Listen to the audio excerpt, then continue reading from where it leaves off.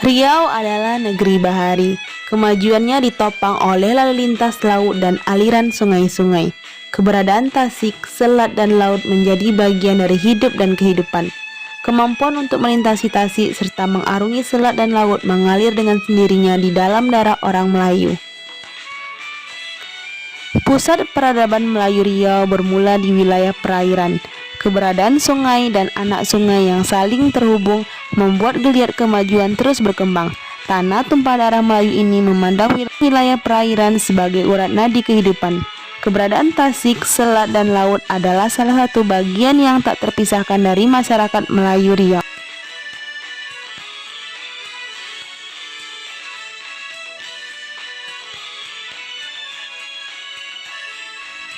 Tasik adalah cengkungan besar di permukaan bumi yang digenangi air tawar ataupun asin. Seluruh cekungan tersebut dikelilingi daratan. Perairan dangkal ini terbentuk secara alami. Sumber airnya berasal dari mata air, air tanah, air sungai, dan air hujan. Tasik berfungsi untuk menstabilkan aliran air, penyediaan air bersih dan budidaya maupun penangkapan ikan. Tasik cenderung luas dan dangkal, hingga dasarnya dapat terlihat jelas oleh pandangan mata pada siang hari. Jika terdapat tasik yang tak begitu luas, disebut telaga. Namun apabila dasar tasik sudah tak dapat terlihat karena dalam, disebut danau. Salah satu tasik yang terdapat di daerah Riau adalah Tasik Serai. Tasik Serai adalah kawasan perairan yang tergabung dalam cagar biosfer Giam Siak Kecil Bukit Batu. Hutan rawa gambut ini seluas 700.000 hektar, terbagi di wilayah Kabupaten Siak dan Bengkalis. Tasik Serai memiliki 3 fungsi dasar. 1. Sebagai kawasan konservasi untuk melindungi dan melestarikan makhluk hidup di dalamnya. 2. Penggerak ekonomi dan pengembangan masyarakat sekitar. 3. Sebagai laboratorium alam untuk penelitian, pendidikan, dan pelatihan tentang ekosistem dan keanekaragaman hayati. Tasik Serai dan sekitarnya berperan sebagai stok karbon yang dihitung berdasarkan oksigen yang dihasilkan.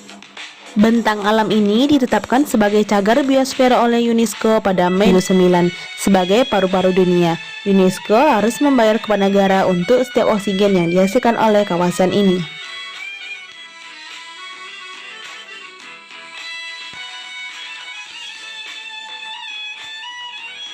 Selat adalah laut sempit yang terletak di antara 2 pulau. Fungsi utama selat adalah untuk menghubungkan satu pulau dengan pulau lainnya. Selain itu, selat juga memiliki peran yang tak kalah penting antara lain sebagai jalur transportasi laut, sebagai sumber perikanan yang melimpah, dan pusat perekonomian masyarakat setempat. Sama halnya, selat bagi orang Melayu sangat penting. Dengan banyaknya jumlah pulau di pesisir Riau, membuat jumlah selat juga banyak. Misalnya Selat Bangkalis, yang memisahkan Pulau Sumatera dengan Pulau Bangkalis, atau Selat Malaka yang membelah Pulau Sumatera dengan tanah semenanjung Malaysia.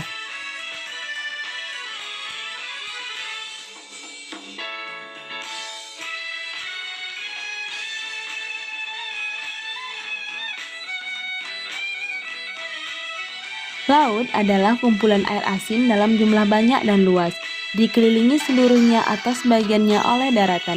Jika laut tersebut luas dan dalam disebut samudra. Adapun manfaat laut antara lain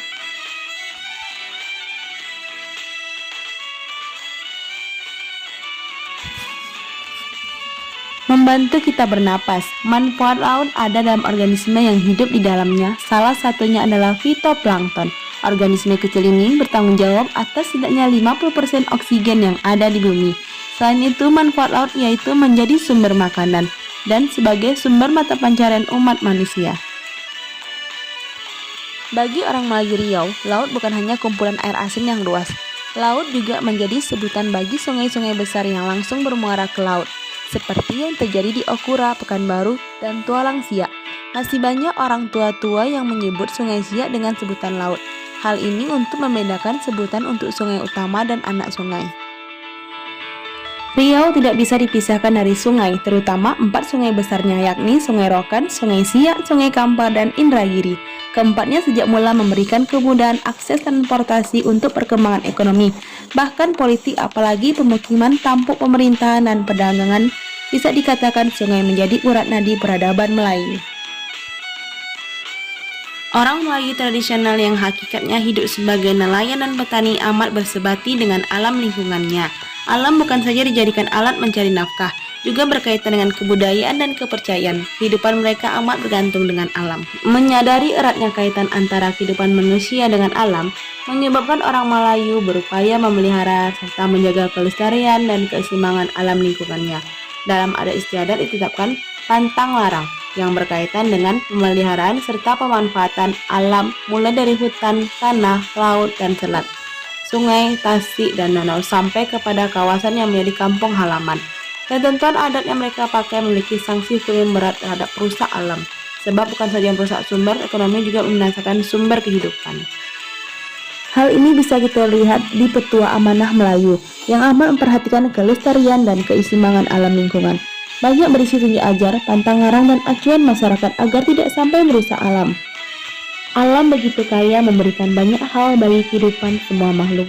Namun kebiasaan dan pola hidup manusia justru sering memberikan dampak yang buruk, berupa kerusakan lingkungan hingga menyebabkan terjadinya bencana. Sebagai makhluk berakal, sudah seharusnya manusia bisa mengubah pola hidup yang lebih ramah agar tidak membahayakan dan merusak lingkungan.